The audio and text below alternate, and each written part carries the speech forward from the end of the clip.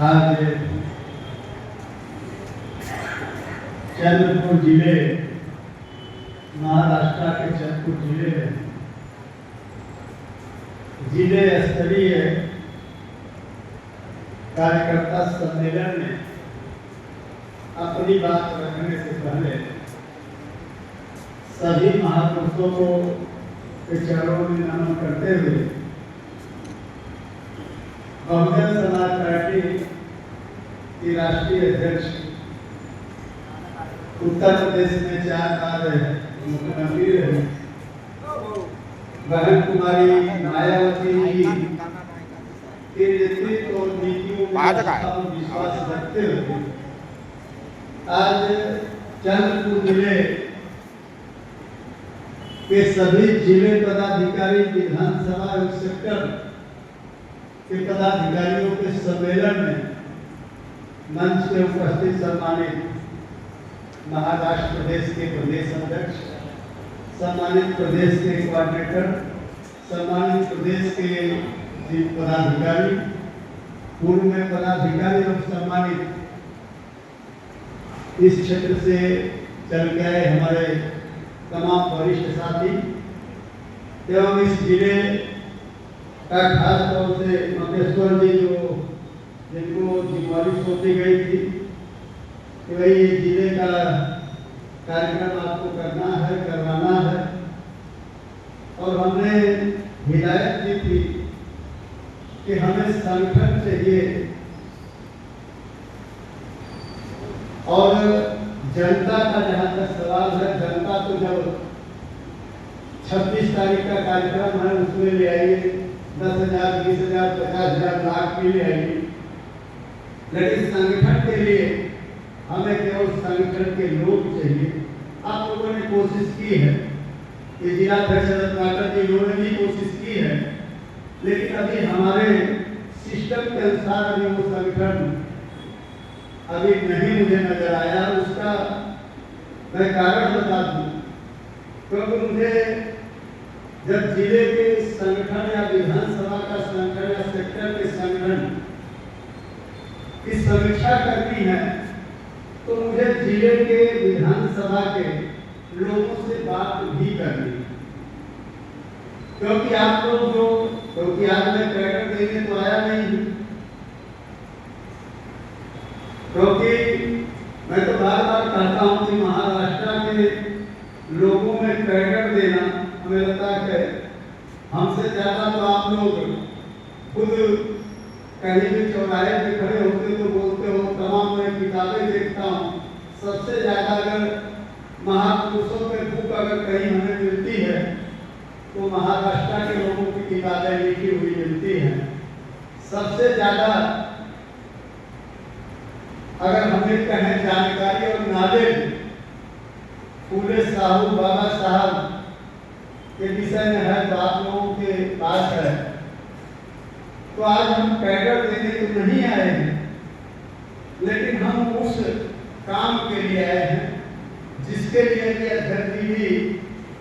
आप लोगों पे अपने शब्दों से प्रेशर बना रहे थे कि भक्त और अनुयायियों में अंतर होता है। मैं इसलिए कह रहा हूं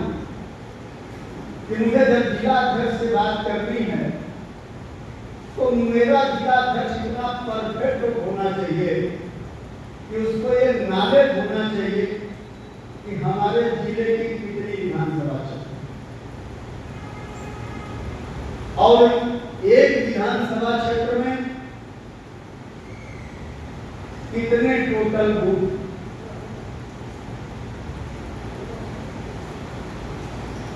उन बूथों को कितने सेक्टर में बांटा गया। मेरे विधानसभा का जो अध्यक्ष होगा जब उससे हम बात करेंगे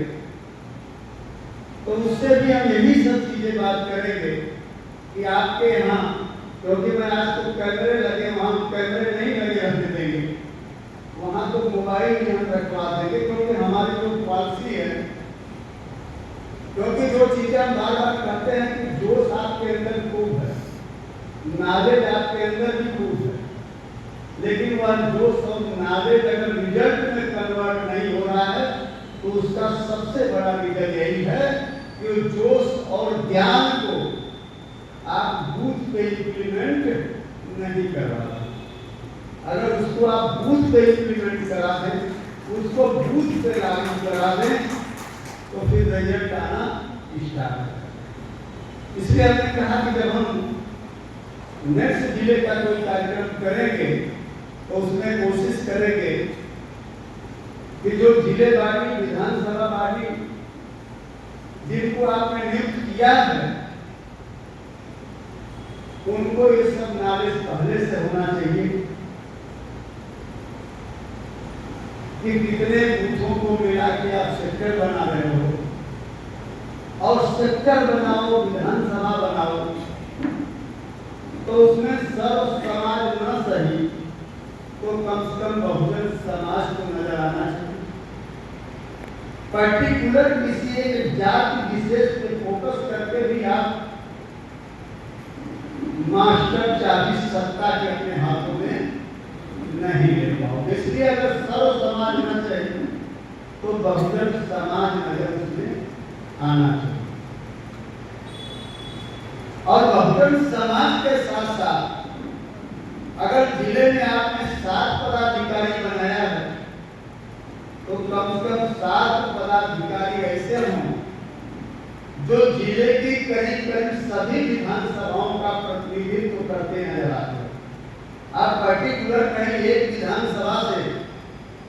या एक जगह से अगर जिले के पूरे पदाधिकारी को बना देंगे, इसलिए मैंने कहा ये जो कार्यक्रम है ये बहुत ही इंपॉर्टेंट कार्यक्रम है जिसमें हमें आपसे बात करनी है, हमें आपकी बात नहीं सुननी है कि आपके यहाँ तमाम ऐसे क्षेत्र होंगे जहाँ पे आपके पास वर्कर नहीं होंगे, या उस समाज का व्यक्ति या उस समाज का वर्कर या उस समाज का कार्यकर्ता बसपा से नहीं जुड़ा होगा, तो हमें उस पर भी विचार करना होगा कि पर्टिकुलर उस क्षेत्र में हमें दूसरे क्षेत्र से जो मेरे पास पदाधिकारी है, जो मेरे पास कैडर का नॉलेज रखने वाला व्यक्ति है, उसको हमें उठा के कुछ दिनों के लिए उन क्षेत्रों में लगाने पड़ेंगे जिन क्षेत्रों में अभी हम कोई अपना संगठन का साथी डेवलप नहीं करता है। मैंने कहा हमारी पॉलिसी प्लानिंग ये इस तरह का कार्यक्रम आज हम, लेकिन पहला कार्यक्रम है, फिर भी आपने कोशिश खूब की है। यहाँ जब हमें स्वागत करने आप लोग आ रहे थे तो हम केवल स्वागत ही नहीं कर रहे थे, एक विधानसभा के विधानसभा अध्यक्ष नहीं थे। मैंने कहा कि बाद में आएंगे तो भी मिलवाऊंगा, विधानसभा अध्यक्ष 6 विधानसभा के मुझे नजर आने चाहिए, संगठन नजर आने चाहिए, लेकिन इतना टाइम नहीं था क्योंकि आते आते आपने 4.25 मंत्र दिया है और हमें अभी 500 किलोमीटर की यात्रा भी करनी है और आप लोगों को भी जाना है। तो जो नेक्स्ट कार्यक्रम हो हमें भीड़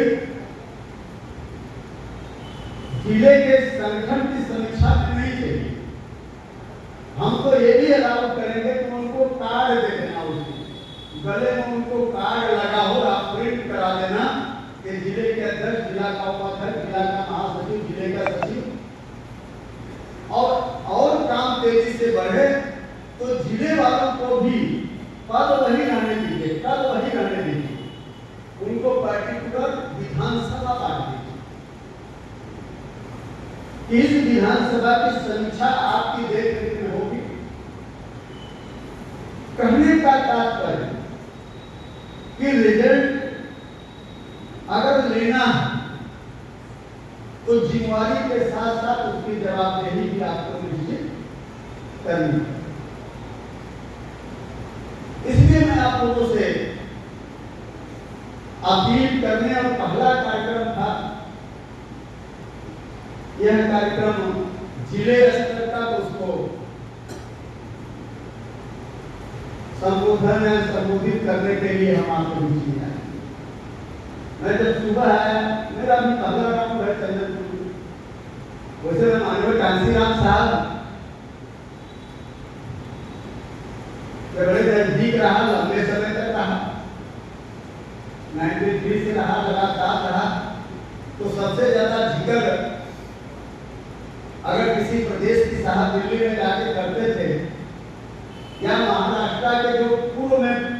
पदाधिकारी होते थे, प्रदेश अध्यक्ष होते थे, तो दिल्ली में जब साहब आते थे तो सबसे ज्यादा मिलने भी महाराष्ट्र के लोग जाते थे। और उस समय सबसे ज्यादा लोगों का दिल्ली की ऑफिस में भी देख रेख करना, सारे काम करना सबसे ज्यादा महाराष्ट्र के लोग ही थे। करीब करीब उस समय 90 से ज्यादातर लोगों से हमारा टच रहा है। तो हम देखते रहते थे कि साहब महाराष्ट्र के लोगों को टाइम भी खूब देते थे। और जब मैं सुबह आया तो जिस गेस्ट हाउस में या सर्किट हाउस में आप लोग हमें ले गए, तो आप लोगों ने जब हमें बताया कि इस चंद्रपुर के गेस्ट हाउस में, उसे मैं बाहर से ही देखते, हमने अध्यक्ष जी से कहा मुझे लगता है बहुत पुराना गेस्ट हाउस है। और मेरी मंशा ये थी ये कहने का कि जब इतना मैं कहूँगा तो मेरे साथी ये बात जरूर बताएंगे, और बताया भी लोगों कि यहाँ तो बाबा साहब ने चल के आए, यहाँ तो माननीय कांशीराम साहब भी आए। तो जो बाबा साहब का जिक्र आया तो गेस्ट हाउस को ही सलाम कर लिया, छू जाएगा, क्योंकि हम लोगों ने बाबा साहब को नहीं देखे। लेकिन कभी चर्चा हो जाए या कोई ऐसा साथी मिल जाए जो ये कह देता है कि हम तो बाबा साहब के साथ काम किए या बाबा साहब को हमने खाना खिलाया है, तो हम लोग कोशिश करते हैं कि उसी का पैर छू लें, कहीं बाबा साहब को नहीं तो उसी को छू के पैर छू के हम लोग की जिंदगी धन्य हो जाएगी। तो मुझे बड़ा अच्छा सा लगा कि आज इस गेस्ट हाउस में मैं रुका तो मुझे मान्यवर साहब और बाबा साहब के संघर्षों का फिर आगे आप लोगों ने बताया कि नागपुर के बाद बाबा साहब यहाँ भी दीक्षा देके गए। मैंने कहा ये मेरा सौभाग्य है, तो उस धरती पे मुझे भी आने का मौका मिला है। और इससे मैं अपनी जिंदगी को धन्य मानूंगा कि बाबा साहब जहाँ गए उस धरती को छूने का मौका मिला है। तो मैं भी आभारी हूँ, मैं भी धन्य हो गया। तो आज ये सब चीजें मुझे वहां लगी। लेकिन मैं एक चीज कहना चाहता, आप लोग मुझे लेके गए यहाँ तक कि जिलाधर जी के घर भी मैं गया, और वहां हमने तथागत जी का स्तूप टाइप देखा, और जिस पोजीशन में देखी,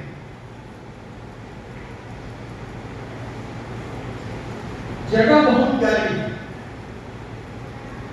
उस समय मुझे याद आया, क्योंकि मैं सांसद लंबे समय से, तो प्रधानमंत्री हमारे देश के जब किसी देश में जाते हैं तो बुद्ध जी की बात करते हैं। और आज जब मैंने देखा जहां तथागत जी आए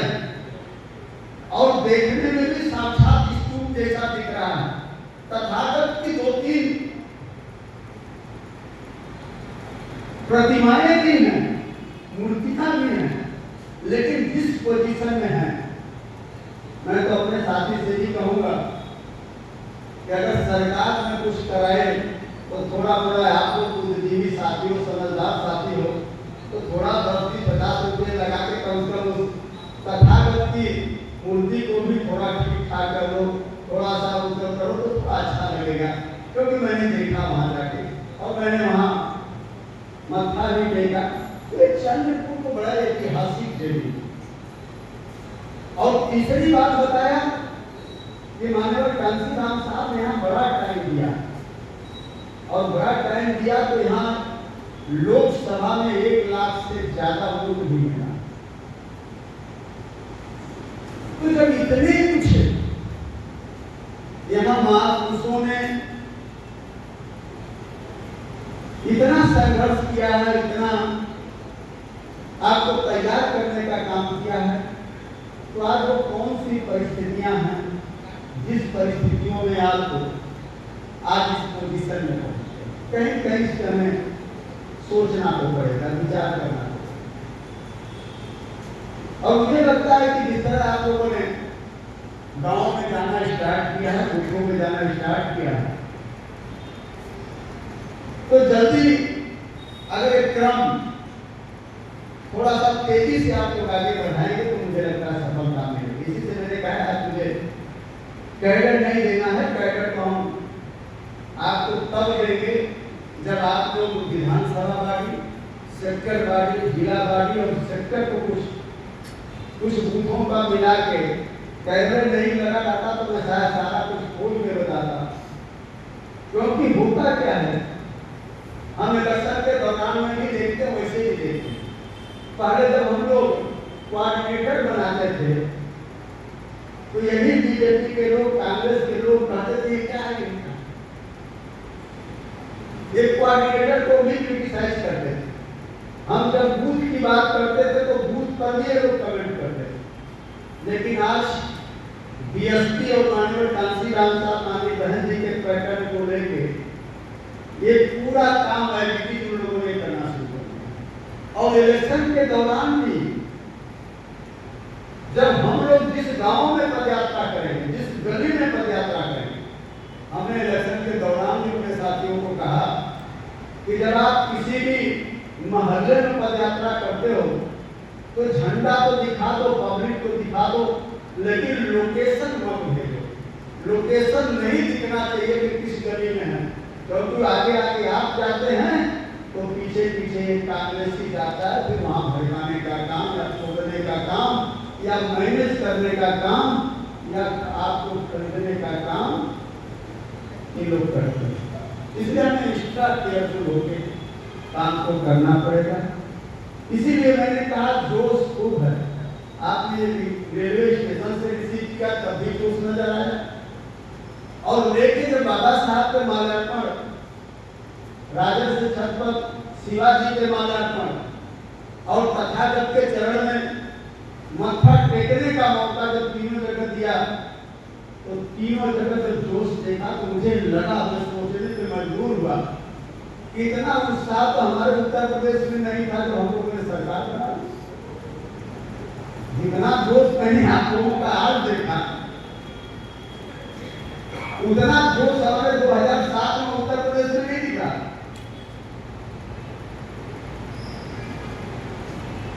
मैं दिल्ली के कॉन्स्टिट्यूशन क्लब में एक कार्यक्रम था, मेरा एक आदमी आरएसएस का कार्यक्रम होता तो हमारे लोग मीटिंग नहीं होती,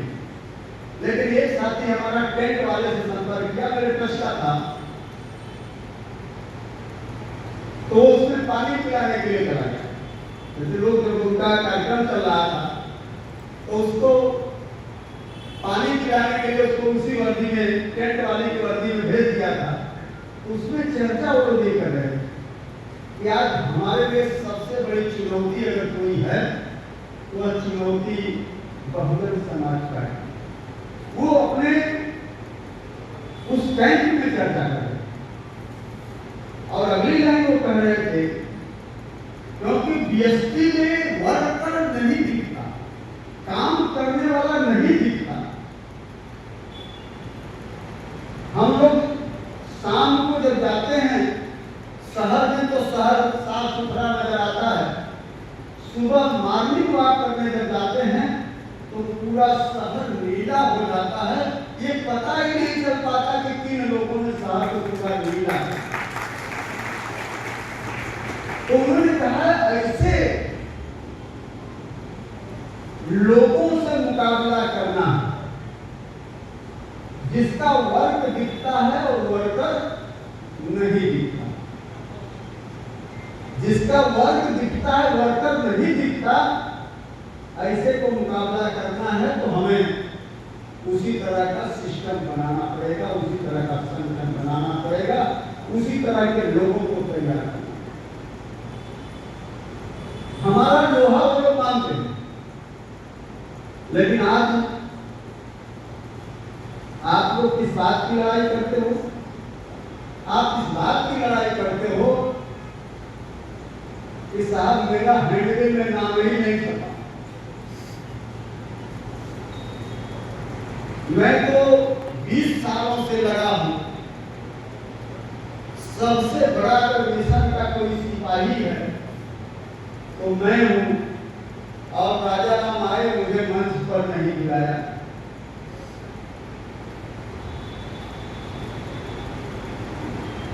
मैं आपको केवल एक वाक्य बताऊं, एक शब्द बता के मैं आगे बढ़ूंगा। मैं बनारस में रिसर्च कर रहा था। माननीय कांशीराम साहब से मुलाकात के बाद उन्होंने यही लाइन कहा कि मुझे तुम्हें इस तरह तैयार करना है जैसे आरएसएस के लोग काम करते हैं। मैंने कहा साहब वो क्या होता है? क्योंकि बनारस हिंदू यूनिवर्सिटी जिसका नाम ही हिंदू, मैंने कहा कैडर नहीं है, इसलिए मैं बहुत कुछ नहीं कहना चाहता। लेकिन साहब ने जब कहा तो वही लाइन उन्होंने कहा कि तुम्हें उस तरह काम करना है कि तुम्हारा चेहरा न दिखे, तुम्हारा फेस सामने न हो कैमरे के, लेकिन अंदर रह के तुम्हें सारे काम आने चाहिए, सारे काम। तभी मैं कहता हूं कि मुझसे अच्छी गरीबी आप नहीं सकते। आपने लाल किले से लेकर जितने कार्यक्रम देखे हमने, बड़े बड़े कार्यक्रम, मंच लगाने से लेकर माइक लगाने तक,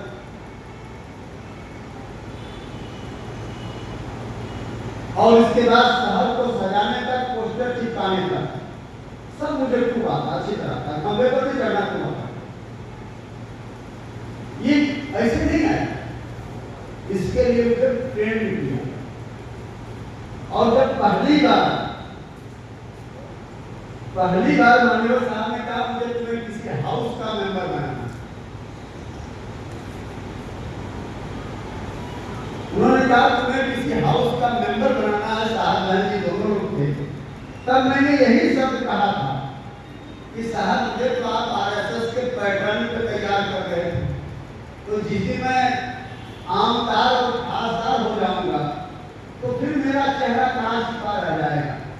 फिर तो मेरा चेहरा सामने आ जाएगा, तो फिर तो आपने जो कहा उस पैटर्न पे हम काम भी नहीं कर पाएंगे।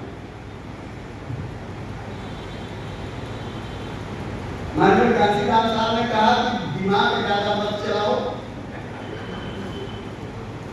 मैं जो कहता हूं उतना ही सुना। साहब को अच्छी तरह आप लोग अवगत हो। तो ये स्थिति थी, इसलिए मैं आप लोगों से कहना है कि जो परिस्थितियां आज की हैं, उस परिस्थितियों में हौसला ठीक है, जोश ठीक है, ज्ञान भी आप लोगों के पास पर्याप्त, लेकिन उसे ग्राउंड पे रिजल्ट में अगर तब्दील करना है तो माननीय बहन जी की पॉलिसी पे आपको काम करना है। और वो पॉलिसी ये है कि आप प्रदेश के नेता हैं, प्रदेश का कराता ठीक है, लेकिन आपको भी विधानसभा के गांव में जाके बूथ के लोगों को कैडर देके तैयार करने का काम करना पड़ेगा। ये मैं जिले की बात नहीं कर रहा हूं, ये राष्ट्रीय स्तर पर दिशा निर्देश, हमारे स्तर पर, मैं भी सेक्टर में रहूंगा, हमारे प्रदेश के अध्यक्ष भी जाएंगे, प्रदेश के महासचिव को भी जाना है। और जब इसी सर ने कहा कि हम उत्तर प्रदेश के लोग फील्ड में भले न दिख रहे थे, लेकिन अंदर अंदर इतना मजबूत काम हुआ कि 2007 में रिजल्ट जब आया तो बहुमत के साथ सरकार बनाने। इसलिए मैं आप लोगों से अपील करनी है, मैं आपका साथी हूं, आपका सहयोगी हूं। हमें अच्छा लगता है, भीड़ भी अच्छी लगती है, नारे भी अच्छे लगते हैं, जुलूस भी, काफिला भी, सब बहुत अच्छा लगता है। लेकिन अगर इन सबसे हमारी बात नहीं बनती, ये तो ठीक है, लेकिन उसका भी एक टाइम होगा। हमने कहा 26 को चाहे जितना लंबा काफिला बनाओ अच्छा लगे, चाहे जितनी भीड़ इकट्ठा करो अच्छा लगे, स्पीच तो अच्छा लगेगा, लेकिन जब सेक्टर की बात करो, बूथ की बात करो, भाईचारा बनाने की बात करो, तो उसके लिए बंद कमरे में बिना कैमरे के आपको अपने बूथ के लोगों को कैडर देके उनको चाहे लोकल बॉडीज का चुनाव आए, इस तरह आपको चुनाव लड़ाना है, आपका दायित्व और जिम्मेवारी क्या बनती है, चाहे आमदार चाहे खासदार, कि आपका क्या रोल होगा, इससे आपको वर्क करना है। और जब इसके वर्क करेंगे तो फिर आप आराम से इस जोश को रिजल्ट में कन्वर्ट कर पाएंगे। इसलिए आज का कार्यक्रम ये है, तो नेक्स्ट कार्यक्रम हमारा जिले का लगेगा तो कम से कम जिले वाली विधानसभा वाली और विधानसभा में जो सेक्टर बटा है, सेक्टर वाले इतने लोगों को तो कोशिश करो कि कार्ड भी इशू कर दो। आप लोग नाराज मत होना कि भाई हमें आइडेंटिटी नहीं मिली, क्योंकि वहां हमें कैडर देना है, वहां हमें प्रशिक्षण देना है, तो हमें उन लोगों को उस तरह से प्रशिक्षण देना है, कैडर देना, उनको जिम्मेवारी देनी है और टाइम बाउंड प्रोग्राम देने हैं, और टाइम बाउंड प्रोग्राम में भी हमें समीक्षा है। तो इस तरह का कार्यक्रम, इसलिए ऐसे समय में आप लोग अपना कीमती समय निकाल के आए, और आप लोग की सबसे बड़ी जिम्मेवारी होगी, सबसे बड़ी, क्योंकि जो आज मैंने देखा, तथागत को देखा, उनका जो लगा हुआ वो सब देखा, तो मुझे अपना प्रदेश याद आता। जब आप यहीं से दिल्ली से एंट्री करेंगे, जो दिल्ली का बॉर्डर क्रॉस करेंगे, सबसे बड़ी तथागत की मूर्ति लगी और गेट लगा हुआ, वहीं से शुरू होता है, क्रम वाइज चलेगा, नोएडा होते हुए, लखनऊ होते हुए उसी नगर तक पहुंच जाओ, आपको ये लगेगा कि तथागत जी यहीं पे पैदा, आपको लगेगा कि बाबा साहब की जन्मभूमि कर्मभूमि सब यही। आज हम जिस हाल में हैं, हाल का नाम राजीव गांधी, और तमाम जगह में घूमता हूं, देखता हूं, तमाम नेताओं के नाम से हाल है, उद्यान है, या तमाम बिल्डिंगें हैं। और हम जब सरकार में आए तो माननीय बहन जी ने ज्यादा कुछ नहीं, थोड़ा सा महापुरुषों के काम किया, महापुरुषों के सम्मान में जो काम किया, तो यही मनोवादी लोग ये प्रचार करते रहे कि उत्तर प्रदेश में बीएसपी की सरकार ने गरीबों के हित में नहीं, बल्कि उत्तर प्रदेश के सरकार के धन पत्थरों में लगाया है। अब इनकी सोच देखिए, इनके नेता, इनके आदर्श, हमारे फूले साहू, पेरियार, बाबा साहब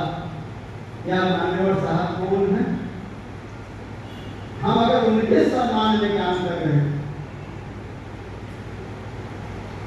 तो बड़े पैमाने पे मीडिया का इस्तेमाल करके हमें बताया जाता था, हमारे लोगों को,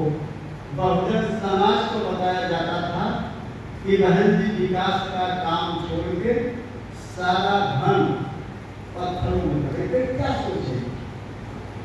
और आज वे कहीं जाते हैं तो कहते हैं हम बुद्ध के देश से आए, बाबा साहब की बात करते हैं।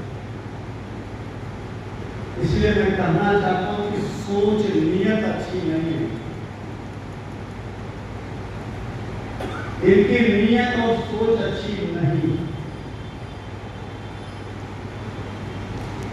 आपके महाराष्ट्र के लीडर की सोच चाहे जो भी हो, लेकिन मैं तो ये कहूंगा कि अगर आप लोग गांव में जाके कैडर के बूथ को तैयार कर दो, कुछ यूथ को कैडर दे दो, तो महाराष्ट्र के लीडर चाहे जितनी बड़ी गलतफहमी पैदा करे, जब गांव में युवा या हमारी बहनें बाबा साहब को जान जाएंगी, फूले और साहू जी को समझ जाएंगी, माननीय कांसीराम साहब को जान जाएंगी, बहन जी के आंदोलन को जान जाएंगी, तो मेरे समाज के भी जो नेता महाराष्ट्र में घूम घूम के समाज को गुमराह करने का काम करते हैं, तो उनका वो भी हथकंडा फेल होगा। इसलिए हमें गांव में जाना है और बूथ पे जाके कैडर देके संगठन को तैयार करना है, और जब ये काम हम कर देंगे तो एक आपकी भीड़, गैदरिंग, जोश और जुनून है, ये सब रिजल्ट में कन्वर्ट होकर दिखेगा और महाराष्ट्र में आप लोग शासन करने वाले लोग हैं। इसलिए मैं 26 को हमारी स्पीच होगी, आज तो मुझे आपसे जो बात करनी थी, थोड़ा अच्छा लगा है मुझे। वैसे मैं तो साहब के साथ रहा हूँ, तो साहब कहते थे कभी जिसकी भी तुमने तारीफ की वो बिगड़ जाता हो, कभी किसी की तारीफ नहीं करते। तारीफ कभी माननीय साहब ने नहीं किया, लेकिन फिर भी मैं कहूँगा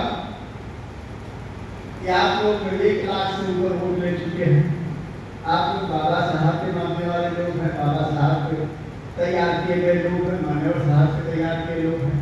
हम आपका भाई हैं, आपका सहयोगी हैं। आपने सोचो कि राजा राम आए बहुत कुछ करिश्मा होगा, राजा राम से करिश्मा क्या होगा? राजा राम आपके भाई, आपके परिवार के सदस्य हैं। हाँ, इतना है कि बहन जी ने जो दिशा निर्देश दिया, बहन जी ने जो पॉलिसी दिया, हम कोशिश करेंगे कि वो दिशा निर्देश और पॉलिसी को लेकर आपके साथ कंधे से कंधा मिला के प्रदेश के लोगों के साथ हमें भी गाँव में जाके बूथों पे काम करना है। यह लेके या यह दृढ़ निश्चय करके भी हम महाराष्ट्र में आए हैं। इसलिए हम आपके साथी हैं, आपके सहयोगी हैं। आप लोगों के साथ मिलकर हम काम करेंगे और हम भरोसे के साथ, क्योंकि हम आशावादी लोग हैं, तो हम इस भरोसे के साथ कहेंगे कि जल्दी, अभी लोकल बॉडीज के भी चुनाव आने वाले हैं। अध्यक्ष जी मुझसे फोन पर ही बता रहे थे, आज तो नहीं, अभी मैं गुजरात में था तो बताया कि हमारे यहाँ नोटिफिकेशन जारी हुआ है और अगस्त शायद 31 अगस्त तक इसके बाद इलेक्शन हो जाएगा। तो उससे पहले आप लोग इतना मजबूत संगठन बना लो कि जो माननीय बहन जी का दिशा निर्देश और गाइडलाइन आपको इलेक्शन लड़ाने की मिले, तो इतना मजबूत संगठन हो जाए कि आपको इलेक्शन ही न लड़ो, इलेक्शन लड़ो तो आप चुनाव जीतने के लिए लड़ो। इतनी मेहनत आपको करनी है। मैं अभी 2 रोज के लिए उत्तर प्रदेश चला गया था, क्योंकि यहीं से सारे स्टेट हमारे पास ही हैं, तो मुझे कम टाइम मिला। वहाँ भी मैं आपको ये बात जरूर बता दूँ, आप लोग चिंतित रहते हैं कि उत्तर प्रदेश में स्थिति हमारी क्या है। हमसे तमाम ओबीसी के लोग मिले, उन लोगों ने एक ही बात कही कि सर हम लोग बीजेपी की सरकार बना के, हम लोगों ने कहा कि ओबीसी अगर वोट नहीं देता तो उत्तर प्रदेश में बीजेपी की सरकार नहीं। ओबीसी के लोगों ने कहा कि हमारे साथ धोखा हुआ। हम लोग अब पूरी तरह से देखा 2 बूथों पे मैं चला गया, तो जो भी मैं संगठन की चर्चा नहीं कर रहा हूँ, जब मैं वहां गया तो वहां मुझे सर्व समाज मुझे बूथों पर भी नजर आने लगा। यह वर्क वहां चल रहा था, मेरे कमरे में जो कैडर चल रहा है, उस कैडर में जो बूथ पे वोटर लिस्ट लेके बैठने वाला, वोटर लिस्ट या वोट पोल कराना या क्षेत्रों से वोटर को निकाल के जो वोट पोल कराता है, उसमें केवल दलित समाज के लोग ही नहीं, आप पिछड़े समाज, मुस्लिम समाज और यहाँ तक कि एकता दुर्गा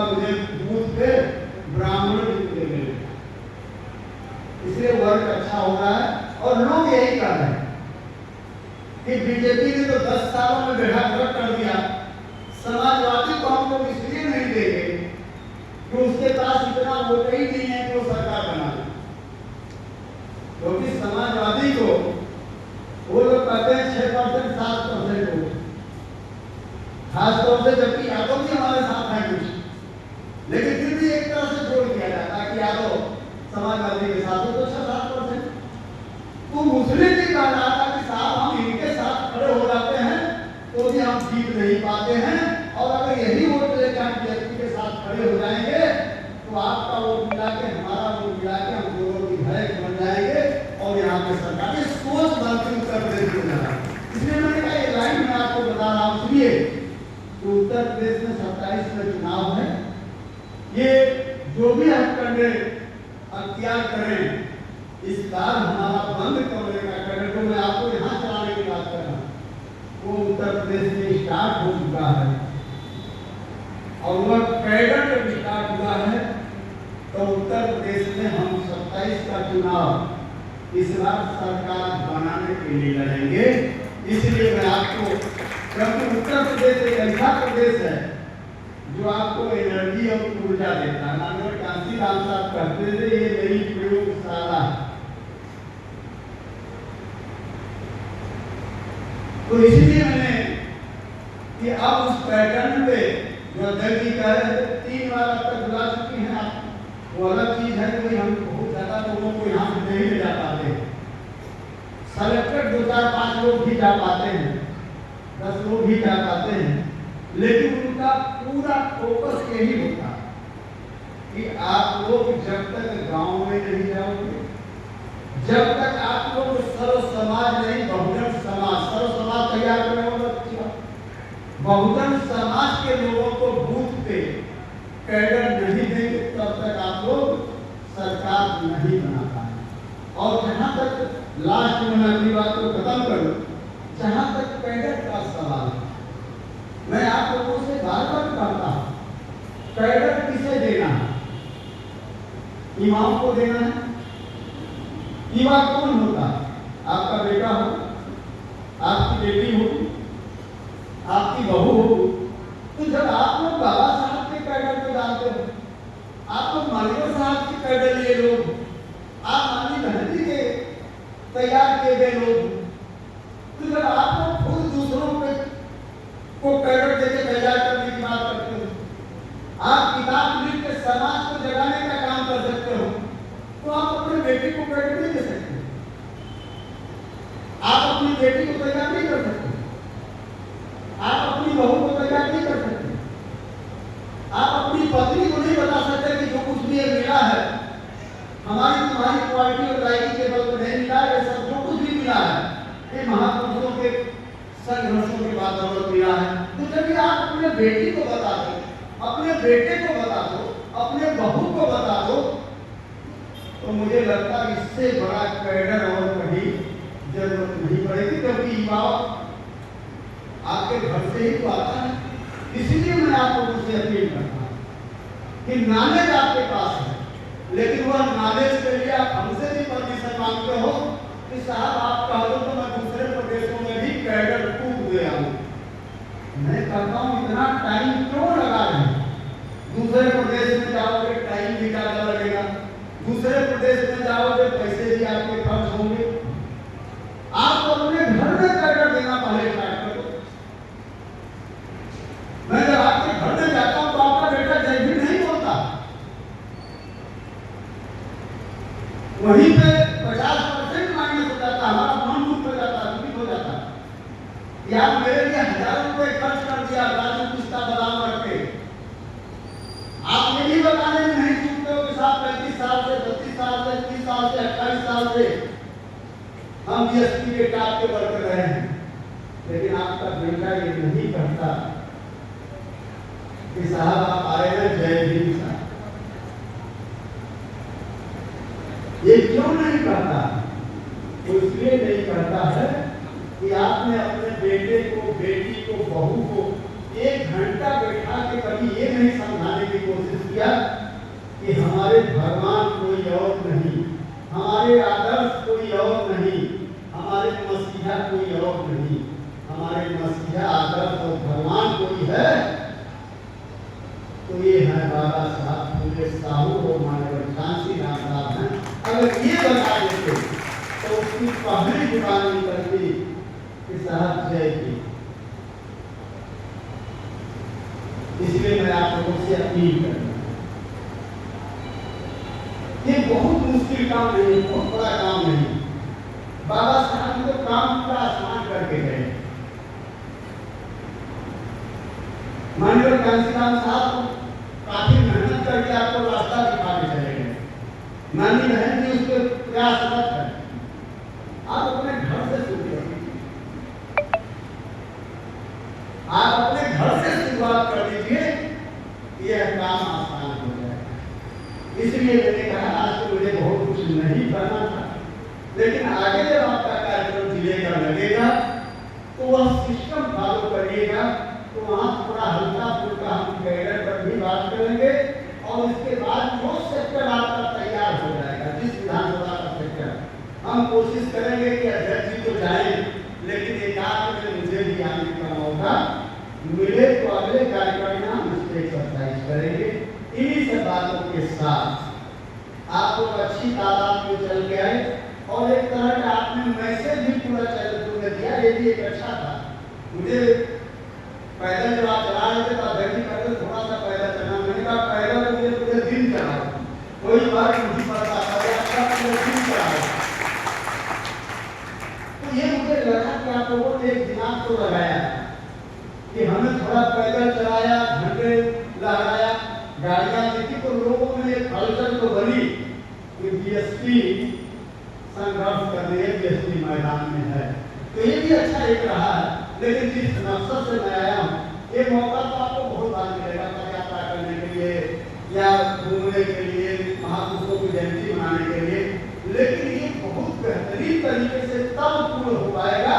जब आप ग्रास रूट पे अपना संगठन बना लेंगे। तो अगला कार्यक्रम आपका संगठन का हो। इन्हीं सब बातों के साथ मैं और ज्यादा समय न लेते हुए फिर आप लोगों का आभार व्यक्त करते हुए अपने साथी खासतौर से कम से कम 6 के 6 विधानसभा से मुझे संगठन मिला। एक विधानसभा में जिला अध्यक्ष विधानसभा अध्यक्ष नहीं थे, वो भी बाद में आ गए, तो मुझे लगा कि आप लोग काम तो कर रहे हैं। अब कल मैं आपकी रिपोर्टिंग हल्के में रहने की जरूर करूंगा कि चंद्रपुर में गया था, 6 विधानसभा क्षेत्र जिले का था और 6 में विधानसभा पार्टी और कुछ सेक्टर पार्टी के लोग वहाँ आए थे। संगठन ठीक है, इतना रिपोर्टिंग तो कल हम करेंगे, लेकिन हमने कहा कि तारीफ नहीं करनी चाहिए, फिर भी हम इतना जरूर कहेंगे कि हम कभी कभी बहन जी से कहते थे कि बहन जी हम लोग इतना काम करते हैं, आप तो हम लोगों की कभी कभी तारीफ भी कर देती है, पीठ बता देती है, एक बार साहब बोल देते तो और अच्छा हो जाता, लेकिन फिर भी साहब ने कभी तारीफ नहीं की। और इसलिए नहीं की कि जब हम ये मान लेते हैं कि हम बहुत अच्छा वर्क कर रहे हैं, क्योंकि हम बार बार हमारे नेता कहते थे कि सीखो, हमें सीखना है, तो हमें अपने आप को अपने साथियों से, अपने बुजुर्ग लोगों से भाईचारा भी बनाना है, उनसे डिस्कस भी करना है और उनसे सीखना भी है और नेता की गाइडलाइन के संसद भी बनाना है। तमाम ये गुण लेके हम गाँव तक जाएंगे इस आशा भरी उम्मीद के साथ। और एक चीज मुझे यहाँ और भी लगी है कि जो अध्यक्ष जी कह रहे थे, बहन जी ने कहा कि जब भी जयंती का कार्यक्रम हो तो कम से कम परिवार के साथ आप लोग आओ। तो आज मुझे हमारी बहनें भी बड़ी अच्छी तादाद में दिखी हैं, तो मुझे लगता है कि बहन जी का 18 तारीख का जो दिशा निर्देश था वो भी कहीं कहीं इधर मुझे दिख रहा है। आगे जो भी कार्यक्रम है, मैं तो ये कहूँगा 26 तारीख वाले कार्यक्रम में भी पुरुषों के बराबर ही महिलाओं का भी प्रतिनिधित्व नजर आए, ये उम्मीद करते हुए मैं और ज्यादा समय न लेते हुए मैं अपनी बात को यही विराम दूंगा। जय भीम, जय भारत, जय बहुजन समाज, जय राम।